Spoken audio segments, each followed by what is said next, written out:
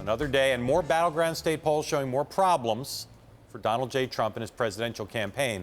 A Monmouth University survey has Hillary Clinton leading in Florida 48% to 39% among likely voters.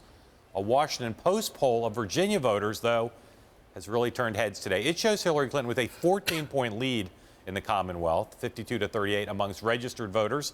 The race is closer, but still an 8-point lead for Clinton amongst likely voters. And the more you dig into the survey, the worse things look for Donald Trump. Check out some of these numbers and how Trump is doing compared to how Mitt Romney did against President Obama 4 years ago, looking at the exit polls from Election Day back then.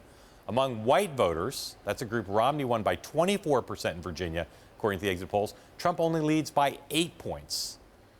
With veterans and military families, a constituency Trump often brags he will own, he's down by 8 points in this poll, 43% to 35. In the exit polls 4 years ago, Romney and Obama tied at 49% amongst that group. Clinton also leads him among independents in this post poll by 13 points, a complete reversal from 2012 when Romney won Virginia independents by 11 points. And even among Republicans, there are warning signs for Trump. He's leading Clinton among GOP voters in Virginia by 71 percentage points. Not bad until you see that Romney beat Obama by 89 percentage points among the Republican faithful 4 years ago. And yet, in an interview with Fox News today in Wisconsin, Trump was defiant about the state of his campaign. I actually think I'm doing good. I have the biggest crowds. You're there. You see them. Nobody's ever had crowds like this, they say. Somebody actually reported. You have enthusiastic supporters, but do you have people beyond that? We're going to have to see. We're going to have to see. When I left, I'm in Wisconsin now. When I left Wisconsin the last time, right, it was over for Trump. It was over. Trump was not going to win. The primaries were over. And then I went to New York. I went to various places, won in landslides. Starts to get scary. He's referring himself to a third person. So, Mark, what are the implications for his campaign? What are the implications for him? This is, I think, one of the worst polls he's had because Virginia is such an important state. To be down and with independents, to have nowhere near the consolidation with Republicans that Romney had 4 years ago, and to have, you heard in that soundbite, the two ways he can go. One is to say, everything's great, my crowds are big. The other is to say, I've been counted out before and I'll fight back. It is dangerous to assume an underdog posture and admit things aren't going well this early, but I think this poll suggests he's got no choice. The number of surveys now of the Electoral College showing him with no path under the current set of circumstances is such that he has to, I think, convince the American people he's going to fight back into this race rather than saying, hey, I got big crowds. Yeah. A few numbers that jumped out at me. Obviously, the military number, and I've said this before, I think the Khan moment was a defining moment in this campaign. You're starting to see that there.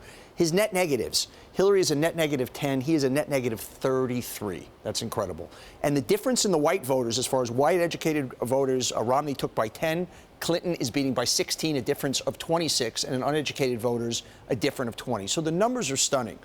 The other thing in there, we didn't get into the geography of these polls, you break down the districts, is if you see the suburbs, all of the suburbs of the Alexandria, the places outside of Washington, are so overwhelming for Hillary, as they were in those same types of suburbs in Pennsylvania. And historically, you look at who takes those suburbs and you look at the women in those suburbs, that's usually what decides the election. Those two corridors, he's losing the women, he's losing those suburbs. And Romney lost Virginia, even winning amongst independents. The danger for Trump now is, how do you come back against Clinton if she is going to run up in the cities with urban vote, including African-American vote, and dominate the suburbs?